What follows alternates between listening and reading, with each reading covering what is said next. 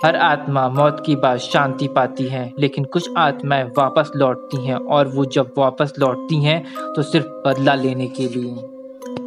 Japan के एक छोटे से गांव में रहती थी एक लड़की ओइवा, सुंदर, मासूम और अपने पति इयोमान से अंधा प्यार करने वाली। लेकिन ओइवा को नहीं पता था जिसे वो अपना भगवान समझती है वो उसका राक्षस बन जाएगा। ओइमान एक बेरोजगार सुमराई था, लेकिन उसकी नज़र थी एक अमीर आदमी की बेटी ओइमा पर और उसके पैसों पर। रास्ते में सिर्फ एक रुकावट थी, ओइवा। इसीलिए उसने फैसला किया ओइवा को जिंदा नहीं छोड़ना है। उसने ओइवा को धीरे धीरे जहर देना शुरू किया, बिना चीखे, बिना शोर मचाए। मौत के हर दिन नजदीक जाते हुए उसकी रगों में चढ़ती रही। कुछ ही हफ्तों में ओइवा का चेहरा बिगड़ने लगा, धीरे धीरे सड़ने लगा, उसकी आंखें धंस गईं और बाल झड़ने लगे। लेकिन वो आज भी इयोमान से बहुत प्यार करती रही, जब तक उसे सच का पता नहीं चला।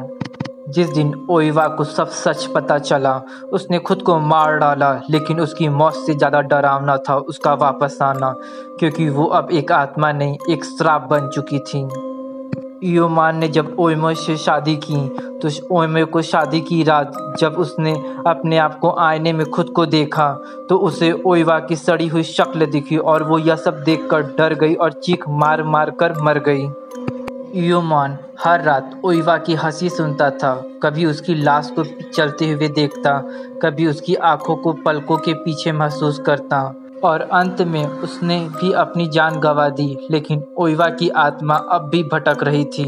आज भी जापान में जब इस कहानी पर कोई नाटक या फिल्म बनाई जाती है तो सेट पर अजीब सी घटनाएं होने लगती हैं।